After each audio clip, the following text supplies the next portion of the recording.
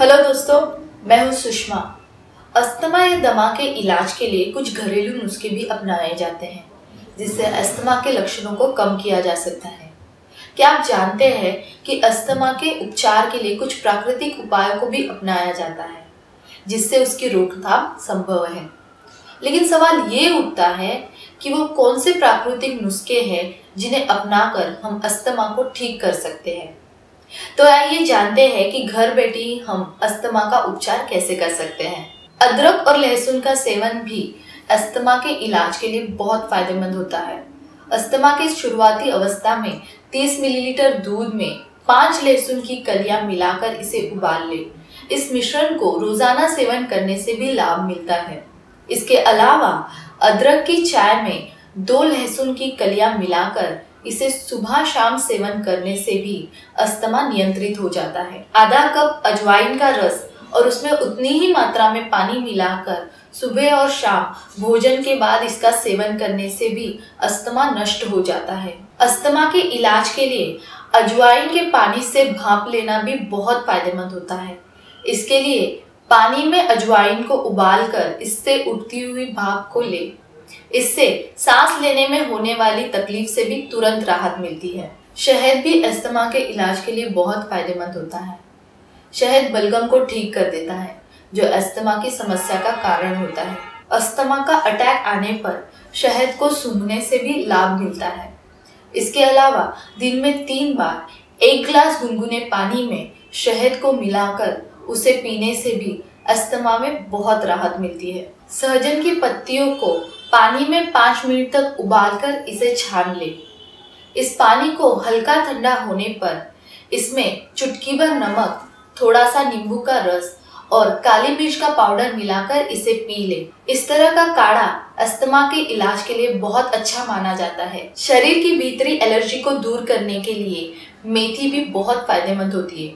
इसके लिए मेथी के कुछ दानों को 1 गिलास पानी में तब तक उबाले जब तक पानी 1/3 ना हो जाए। फिर उसमें शहद और अदरक का रस मिलाकर इसे सुबह शाम सेवन करने से भी लाभ मिलता है। अंजीर का फल जितना मीठा होता है उतना ही लाभदायक भी होता है। अंजीर का सूखा फल बहुत ही गुणकारी होता है। ये बलगम को जमने नहीं देता। सूखे अंजीर को रात भर गर्म पानी में भिगोकर रख दे। इसे सुबह खाली पेट ले। इससे सांस की नली में जमा हुआ बलगम ढीला होकर बाहर निकल जाता है और इन्फेक्शन से भी राहत मिलती है। करेला पोषक गुणों से भरपूर होता है। इससे अस्थमा का असरदार इलाज भी होता है। करेले का 1 चम्मच पेस्ट शहद और तुलसी के पत्तों के रस के साथ मिलाकर इसका सेवन करने से अस्थमा में बहुत लाभ मिलता है। साथ ही शरीर के अंदर की एलर्जी नष्ट हो जाती है। अस्थमा से पीड़ित लोगों को भोजन को धीरे धीरे अच्छे से चबाकर और अपनी क्षमता से कम खाना चाहिए। दिन में कम से कम 8 से 10 गिलास पानी पीना चाहिए। इसके अलावा खाने में कार्बोहाइड्रेट, चिकनाई, प्रोटीन जैसे पदार्थों का सेवन कम करना चाहिए और ताजे फल, हरी सब्जियां तथा अंकुरित चने जैसे पदार्थों का सेवन ज्यादा से ज्यादा करना चाहिए। अस्थमा होने पर छाती और रीढ़ की हड्डी पर सरसों के तेल में कपूर मिलाकर मालिश करें। मालिश करने की कुछ देर बाद स्टीम बाथ भी लेना चाहिए। ऐसा प्रतिदिन करने से कुछ ही दिनों में अस्थमा में राहत मिलती है। अस्थमा से पीड़ित व्यक्ति को प्राणायाम और योगासन का अभ्यास भी करना चाहिए। इसके लिए सुबह के समय रीढ़ की हड्डी को सीधा रखकर खुली और साफ हवा में सांस लेनी और छोड़नी चाहिए। इससे भोजन ठीक प्रकार से हजम होगा और शरीर को पूरी ऊर्जा मिलेगी। साथ ही लंग्स और रेस्पिरेटरी सिस्टम भी स्ट्रांग होंगे। और इसी के साथ अस्थमा के घरेलू उपचार पे बना हमारा स्पेशल वीडियो यहीं पे समाप्त होता है। इसी तरह के और देसी नुस्खे जानने के लिए हमारे चैनल इमाम दस्ता को अभी सब्सक्राइब कीजिए और इस वीडियो को अपने फैमिली और फ्रेंड्स के साथ शेयर करना ना भूलिए।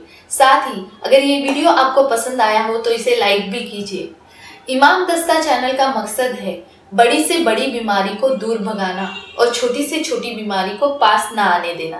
Thank you. ब्लैक कॉफी में 60% पोषक तत्व, 20% विटामिन, 10% कैलोरीज और 10% मिनरल्स होते हैं जो शरीर को ताकत प्रदान करते हैं। इसमें मौजूद कैफीन शरीर के लिए बहुत ही लाभदायक होता है, लेकिन इसके ज़्यादा पीने से ये शरीर को नुकसान भी दे सकता है। इसलिए रोज़ाना 2 कप से ज़्यादा ब्लैक कॉफ़ी का सेवन ना करें। तो चलिए जानते हैं कि ब्लैक कॉफ़ी से होने वाले फ़ायदे क्या क्या होते हैं।